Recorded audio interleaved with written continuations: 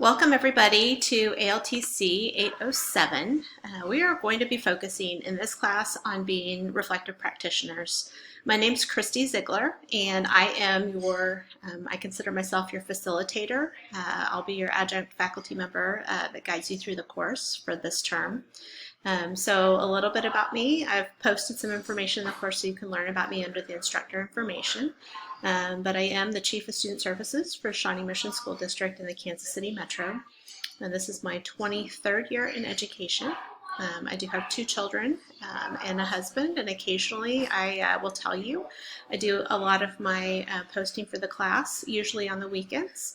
So if you hear screaming in the background, no matter what season of play may be happening, I have a house full of sports fanatics, so please know everyone is safe and well. If you hear screaming or yelling or cheering in the background, I do my best to try and cancel everything out.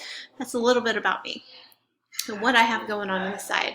I share that with you because I know that we all come into this course having our professional lives and our personal lives, and occasionally things come up that have to take some priority to the work that we do in the class. And so I just want you to know I just appreciate open communication from you. I will always be supportive to the extent that I can in adjusting any deadlines for the class. We will be working in part of this course of helping support you as you approach the various tasks for the PPAT, which is pretty important to your professional licensure. And while I can't exactly provide you specific feedback on what you submit, I am here to try and help support and answer any questions to help you get to a successful place in preparing your submissions. So anyway, I don't have any control over the PPAT deadlines, but I am here to support you as part of your reflective practicing through the course as you complete each of those benchmarks or tasks, and we do some reflection. So this is a 16-week course. A couple of things that I just want to note with you is that, the overall outcomes of the course are to focus on fostering a productive reflective practice as a professional teacher.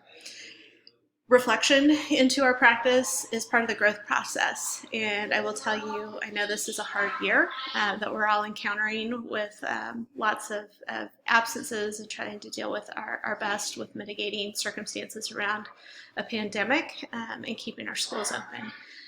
But it helps to take the time to reflect, and I know we don't have a lot of time, but I think this course will help maybe be supportive of your work in maybe setting some benchmarks for doing that reflection that we so oftentimes get so busy and skip.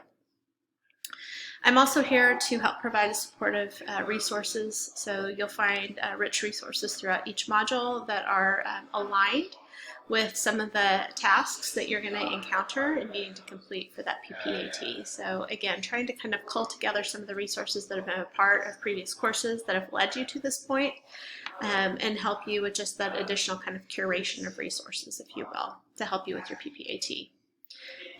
The course will not tell you what to write, nor can I provide you direct feedback on the content that you write to submit to the PPAT.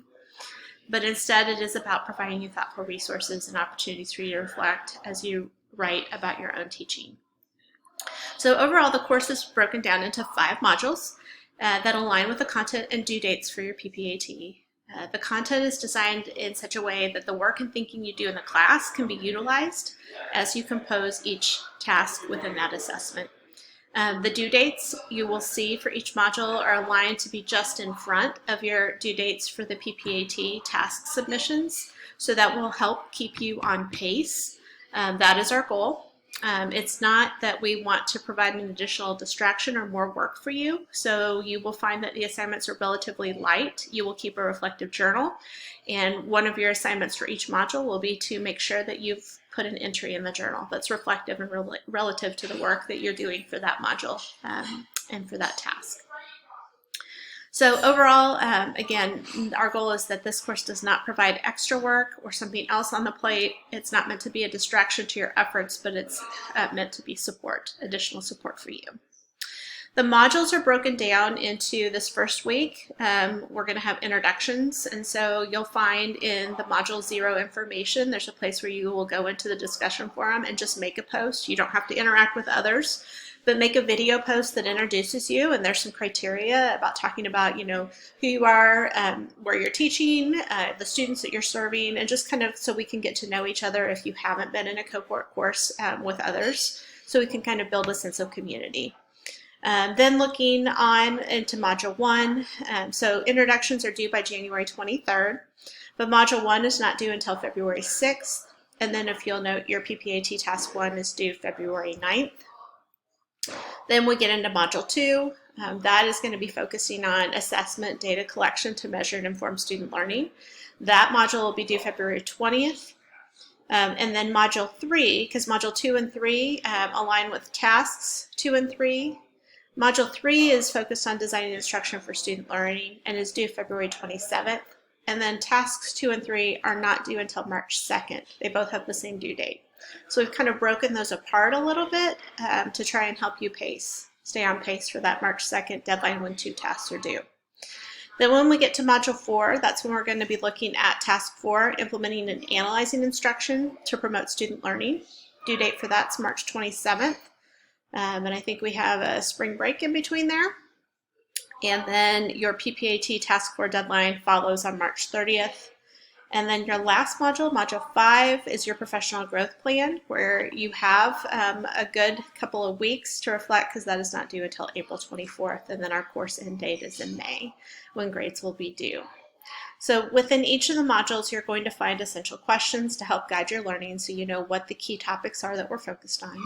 You're going to find the learning objectives to specify what the outcomes are for your work. You're going to find the supportive resources that I mentioned previously, and 2 assignments in each module. One being a discussion that we'll initiate to kind of provide feedback and support within our community for this class, and then a journal entry. I have provided you with a template. It's a Google document for your journals. What I want you to do is make a copy and then share with me through Google. I've provided that information in the module. So you'll share your journal with me after you've made a copy of it. And then that will be your running place, your running journal for the rest of the course. I will save that link into a spreadsheet where I can keep track of everybody. And then you don't have to like resubmit a link throughout the course as you add to it. I just want you to keep going back to that file and add subsequent entries. And that's how we'll work with the journal posts.